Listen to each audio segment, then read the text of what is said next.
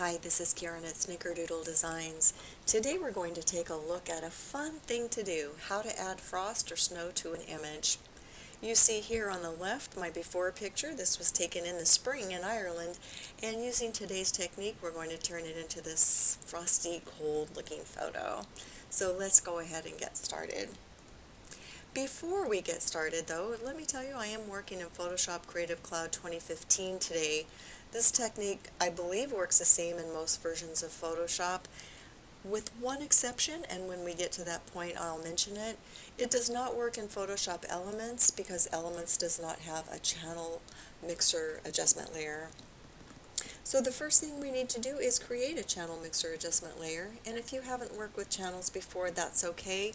You don't really need to understand a lot about them in order to do today's tutorial. In the Layers panel, come down to the very bottom where there is the half gray, half black circle. Click on that and choose Channel Mixer. This will bring up this dialog box in your Properties panel. If you by chance don't have your Properties panel docked, you can always check over here, Properties under Windows, and then make sure that it's docked wherever you feel comfortable, wherever you'll be able to use it most easily. Once this opens, we don't need it right now, so click back on your Layers panel.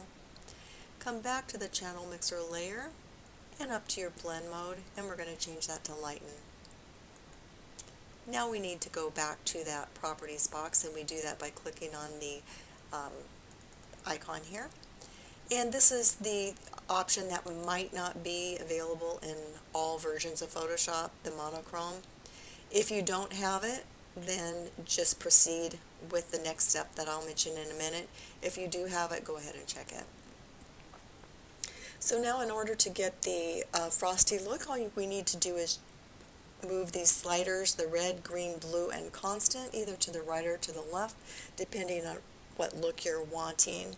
So let's go ahead and make this a real snowy effect to begin with. So I'm going to take the red slider all the way over to 100.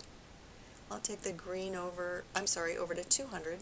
Let's take the green over to about 100, 101. And the blue, let's take that down to, I think I had it at 6.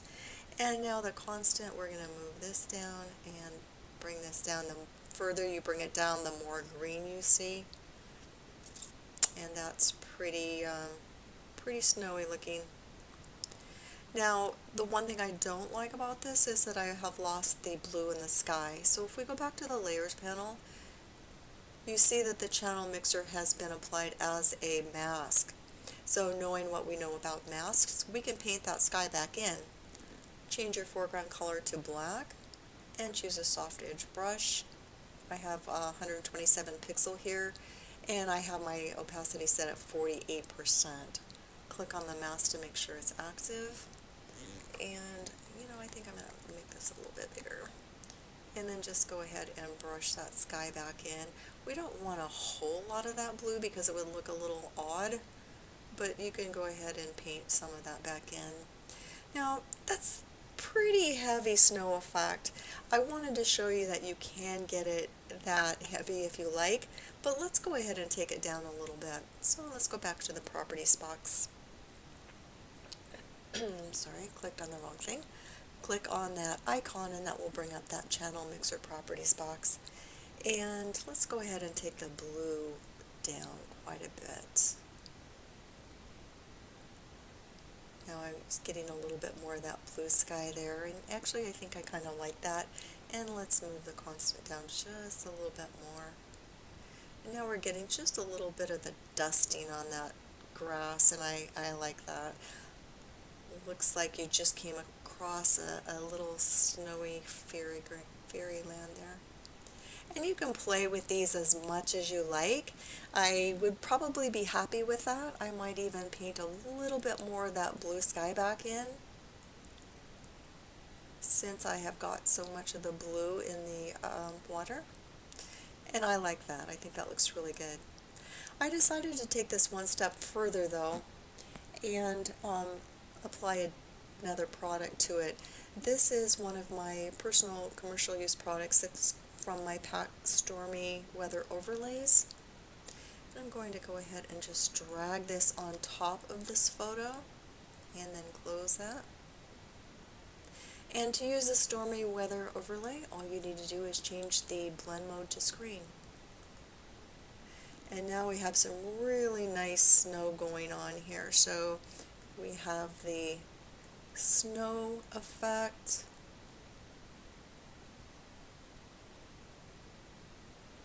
In the photo, and then we have some snow coming down to make it look a little bit more realistic.